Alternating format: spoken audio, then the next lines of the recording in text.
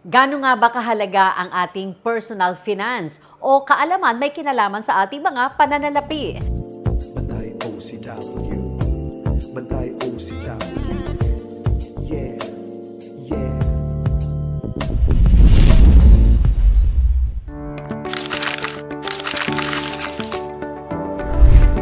Do you have a gambling problem? To know more about Paccor's responsible gaming program, including its player exclusion program, visit www.pacor.ph/regulatory/responsible.ph. A message of concern from the Philippine Amusement and Gaming Corporation. At syempre, nagbabalik ang ating banker, financial advisor, at siya pong Chief Operating Officer ng OFN Media, walang iba, si Joyce De Lovieres. Hi, Miss Joyce! Welcome sa ating bagong tahanan ng OFN Media.net. Yes, congratulations. It's a well-deserved revamp or parang bagong luma pero nakakatuwa na exciting changes and developments. Congratulations. Nakakatuwa naman yung bagong luma na yan. Pero ibig sabihin, hindi naluluma ang ating pagsiservisyo pagdating sa ating mga overseas Filipinos. Mas malawak na paglilingkod para sa ating mga kababayan. Saan man sila naroroon, Miss Joyce? Of course, exciting, no? OFNmedia.net, yan na po mapapanood ang ating Pera Eskwela. At isa pang magandang pangyayari nito, mas wider yung coverage natin, no? Global talaga yung reach natin. And it really makes my heart full kasi yung advokasya natin, napapalaganap natin kahit saan man sulok ng mundo. Basta may Pilipino, may pamilyang overseas Filipino workers, kasama natin sila. Siyempre, salamat din. Nasa akin ang karangalan, Joyce, na patuloy mong sinasamahan at ngayon bumuo tayo nitong ating tahanan ng OFN Media na napapanood na nga worldwide. Samantalang ikaw naman ay palaging katuwang ng ating Bantay OCW program mula noon hanggang ngayon mula sa ating Bantay OCW Foundation. Hindi na yata natin bibitawan to. Pera Eskwela forever. Ito na yung ating advokasya talaga. It's our way of giving back. Kahit nandiyan ka sa Dubai, salamat. Alam ko, maaga na gumigising ka habang gabi naman o hapon na dito sa Pilipinas. So thank you, Joy, sa mga pagsasakripisyo. It's actually winter here. Medyo malamig. But nakakatuwa pa din kasi nararanasan namin yung lamig. Parang binabaon namin siya dahil pag summer, alam nyo naman, napakainit. Over 50 degrees inaabot dito. Mabuti naman kasi nga, at least bawi-bawi yan sa mainit na mga panahon na mas mahaba na natitikman dyan sa bahagi ng United Arab Emirates. Alright, kahalagahan ng personal finance. Kaya hindi talaga matatapos yung ating paglilingkod, no? Kailangan talaga ng ating mga kababayan na malaman ano ba yung kahalagahan na dapat nilang alagaan o pangasiwaan ng tama ang kanilang pananalapi. Gusto ko pong malaman ng ating mga kababayan at paalalahanan sila na ang pagtatrabaho po sa ibang bansa is with a limited time. Meron tayong tanning, meron tayong limitation doon. Hindi yan forever. At yung mga pamilya po natin na naiiwanan natin, yun ang kapalit ng mga bagay na gusto nating matupad sa ating pagtatrabaho sa ibang bansa. So I have 5 points that I can share with you. Hopefully, ito po ay makatulong. This is not an exhaustive list of whatever na kailangan ninyo. Muli ko pong paalala sa ating mga kababayan na ang personal finance is personal. Personal sa iyo yun. Tayong dalawa, may sarili tayong istorya ng pangangasiwa. Ang gusto ko lang pong maibigay ay yung mga basic talaga na dapat malaman natin na ito yung standard, kumbaga, sa personal finance. Alam naman po natin, medyo matagal na tayo with Pera Eskwela since 2012 tayo dito. At of course, tagal din yung career ko bilang banker. At ngayon po, patuloy tayong nag-aaral para galing ng pag-share natin dito on air. Joyce, grabe ha. 13 years mo nang ginagawa ito sa ating Bantay OCW program. At kahit saan tayong tahanan. Oo, imagine from radio to TV, ilang taon din tayo nag-TV, tapos radio ulit. Yan, nakakatawa nandito. Ngayon, digital media na. Mas malawak at mas magaan yung mas mabilis tayo ngayon nakakapag-collaborate. Kaya nga, at syempre, nagpapasalamat ako sa mga network na kasama natin, ang Inquirer.net, ang ating Inquirer Group. Nandyan yan palagi para sa ating Bantay OCW program. Suportado at suportado rin natin palagi ang dalawang network na ito. Opo, umpisahan na natin kasama Susan. Oo, yung sinasabi mo na mga punto na dapat naming naiintindihan sa personal finance. Una-una po, bakit mahalaga ang tamang pangangasiwa ng ating pananalapi? Number one is for reaching your dreams and reaching your goals, no? Bawat pong isang pamilyang OFW, hindi lang yung OFW na umalis, bawat isa sa pamilya natin ay may pangarap na isinama. Nung sumakay ka ng eroplano, sinama nila yung pangarap nila sa iyo at yung suporta nila. Ito po ay kaya natin kailangan pangasiwaan ng paghawak ng pananalapi because the quicker yung tenure natin overseas, doon nakasalalay kung magaling tayong mag-financial management, doon nakasalalay kung gaano katagal o kabilis ang ating tenure bilang expat or overseas Filipino workers. Ang nakakatuwa doon with Pera Eskwela, patuloy natin silang binibigyan ng skill, ng power na maaral nila kung ano yung tamang financial management. For example, no, ang goal mo pala ay magkaroon ng bahay at lupa. Tapos sabi mo, uwi na ako basta may bahay at lupa na yung mga anak ko, sigurado na kami magtatrabaho. Karamihan yan, ang sa kanya, meron akong maliit na store, no? Ito yung normal na picture ng ating mga kababayan. At kung tayo po ay mahusay mga siwa ng sinusweldo natin, hindi tayo natatalo ng mga tukso or mga ibang mga addiction or bisyo, mas mabilis at mas maayos mo mapangasiwaan, mas madali mo maiipon ang iyong down payment, mas madali mo siyang mababayaran. Actually, kasamang Susan, nung isang araw, nagpunta kami sa mall ng anak ng husband ko. Meron kaming nadaanan na realty, Philippine-based realty. Meron silang maliit na kiosk. Tapos sabi niya, tingnan mo si ate, tuwan-tuwa, nagbabayad ng bahay niya.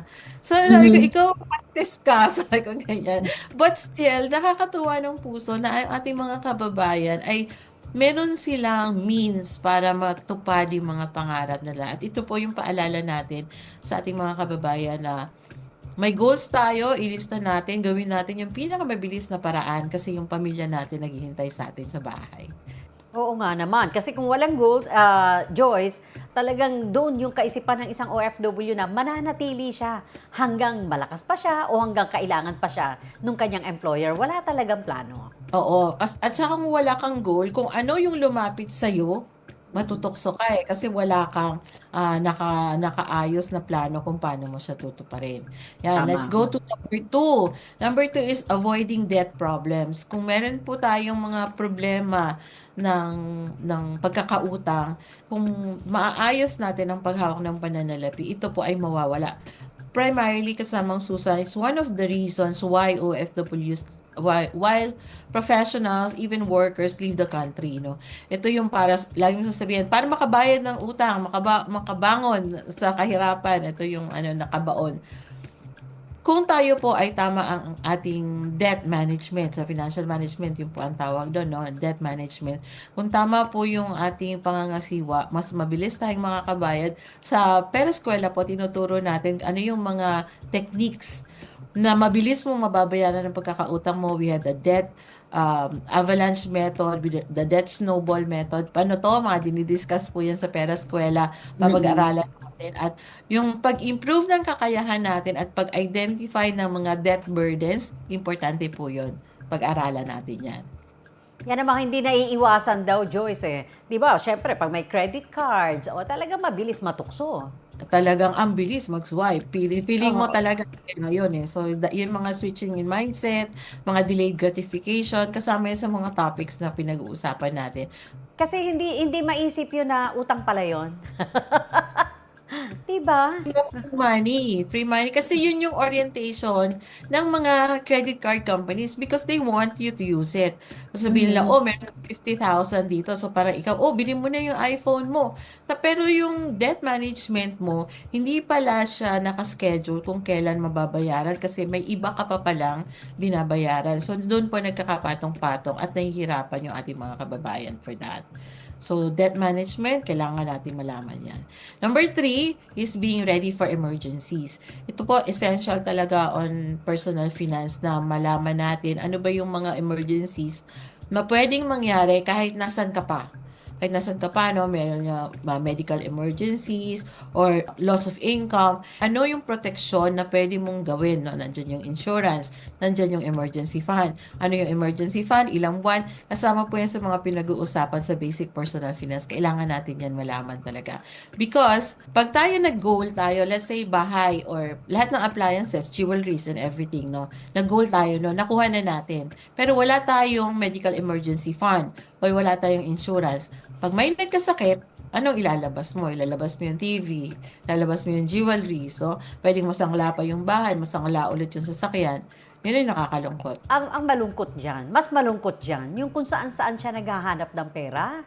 Di ba? Para may mautangan. Totoo, nakakalungkot na parang ang sisi lagi nandun sa OFW. Pero si OFW kasi hindi nagkaroon ng tamang kaalaman, no? Naging busy, walang oras dahil nagtatrabaho. But since meron tayong ofnmedia.net kasamang Susan, kahit na nasa YouTube lang siya, kahit nandyan lang siya sa harap ng computer niya, sa cellphone may mobile version tayo, makikita nila, ano, tama pala, dapat pala may emergency fund. Diba nakakatuwa yung mga ganong mayroon tayong channel na pwede nilang puntahan.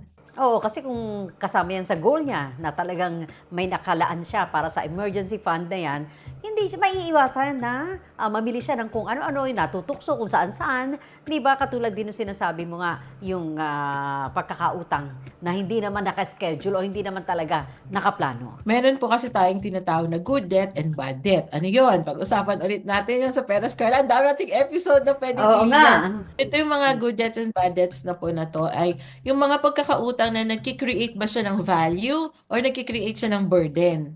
So, yun yung dapat nating pag-aralan lagi. Yan. So, moving na tayo sa number 4, kasama Susan, Okay. is growing your money. Ito, lagi natin sinasabi, yung laging naaakit yung OFW investment.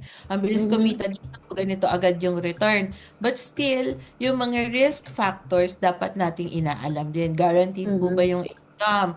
Or gaano katagal po ba yung kailangan mong paying period? No? Siyempre, may palit yan eh. Para magkaroon ka ng investment, dapat may ibibigay kang investment para magkaroon ka ng income. But still, yung income mo, kailan mo ba marirealize? Baka pag 60 years old mo pa makukuha. So, dapat yun inaalam natin. Uusisain mo talaga kasi pera mo na to eh. Napag-ipunan kapalit ng oras mo po ito sa pagtatrabaho dyan sa abroad. At kailangan mo nang malaman ng tama paano mo siya ilalagang at palalakihin. Sa sinasabi mong investment, wise investment pa rin. Hindi kung ano lang na investment. Kasi otherwise, talagang instead na investment, pagkalugi ang aabutin niyan. Hindi lang pagkalugi kasamang Susan, ang dami na atake, nagkaka-stress, nagkakasakit Ay, ka kasi true. parang most of the time, the time for investing comes ng pag medyo advanced na yung years mo eh. During the time, dyan na yung mga health issues mo, may mga medical needs ka na. Plus, ito na yung pababa na ng pababa yung productivity mo. Kumbaga, kailangan talaga nag-create ka na ng passive income. But still, hindi ka nag-increase ng knowledge mo kung paano mo inaral yung investing process or investment management. Nagkulang ka, may pera ka nga, nagkulang ka naman. So, sinasabi natin, di ba, kahit na maganda yung investment, kung hindi mo alam, it's still 100% risk to you. Totoo yan. So, kompletong-kompleto ang ating panimulang personal finance ng ating Pera Eskwela Joyce. Yan, opo. I-recap lang po natin, no, ano yung mga dapat nating malaman. Meron pa pala tayong isa. Number 1 is reaching your dreams or fulfilling your goals. Number 2, avoiding debt issues or debt problems. Number 3 is being ready for emergencies. Number 4, growing your money or investing. And number 5, living a peaceful life. Ito yung it ties up together sa goal natin na unang-una. Bakit mo gustong magkabahay? Gusto ko peaceful ako, wala akong iisipin. Bakit mo gusto na may pera ka? Gusto ko, kaya ko yung medical emergencies. Di ba? Bumabalik tayo sa mga bagay na bakit mo gustong magtrabaho sa abroad? Kasi gusto ko maayos yung buhay namin. Maayos ang pamilya ko. Yun yung lahat naman siguro yun yung ina-aspire. But still, it's a process. It's not an instant thing na, oh, meron na akong peaceful na buhay o meron na akong maayos na buhay agad-agad. Hindi po. We have to work on it. Parang ano lang yan, getting fit or getting fit or getting fat. It takes time. It takes workout and it's a process. Huwag nating madaliin. Huwag tayong magmadali. Grabang Susan, ang daming nakakalungkot na storya na talagang ito po yung nagiging inspirasyon ko. Ba't kailangan ko talaga siyang ipagpatuloy kahit na talagang sakripisyo sa time, sakripisyo sa mga pagre-research and everything. But still, pag nababalitaan natin yung mga story ng mga OFWs, even here in Dubai, we have a community here na nakakalungkot isipin na uuwi ng Pilipinas pero wala pa din. Hindi pa rin ang daming pera na nagdaan, pero hindi natupad yung pangarap na peaceful life because nag-jump. It's a process. Yung sinasabi natin, kailangan may pagkakasunod-sunod, may structure. Pero kung nagmadali ka, sure na sure tayo na hindi din magiging peaceful. Kasi may mga bagay, especially with money, it really take time. Well, syempre, yan naman talaga yung wish nating lahat. At salamat, Joyce, sa patuloy na pagbibigay ng kaalaman. May kinalaman nga dito sa tamang pangangasiwa ng ating mga pananalapi o yung personal finance. Ayon nga sa iyong first episode dito sa ating ofnmedia.net. Sige, yung iyong paalala sa ating mga kababayan. Opo, bago po yung paalala, gusto ko silang imbitahan. Suportahan niyo po ang Pera Eskwela ng ofnmedia.net. Mas pinalawig na network and marami kaming partners. Marami kaming hinahandang episode sa inyo na mag-a-address po ng mga issues sa pangangailangang pinansyal na pag-aaral ng ating mga kababayang OFW. Ito po ay public service ng ofnmedia.net at nakakatuwa na marami talagang sumusuporta sa ganitong pag-aaral at yun nga yung nabanggit natin kasamang Susan sa mga interactions natin with government institutions. Ito talaga yung primary issue or concern ng ating mga kababayan, even with Filipino communities. So ang inaanyayahan namin kayo na suportahan po ang ofnmedia.net and Pera Eskwela. Lagi-lagi po kaming nandito at katulong nyo, katuwang ninyo sa pagtataguyod ng tamang pangangalaga ng inyong pananalapi. Pera Eskwela po, Joyce De Lovieres. Thank you, Joyce. Thank you very much. Ayan, mga kaibigan, ang aking partner, Joyce De Lovieres, ang ating banker at financial advisor. At the same time,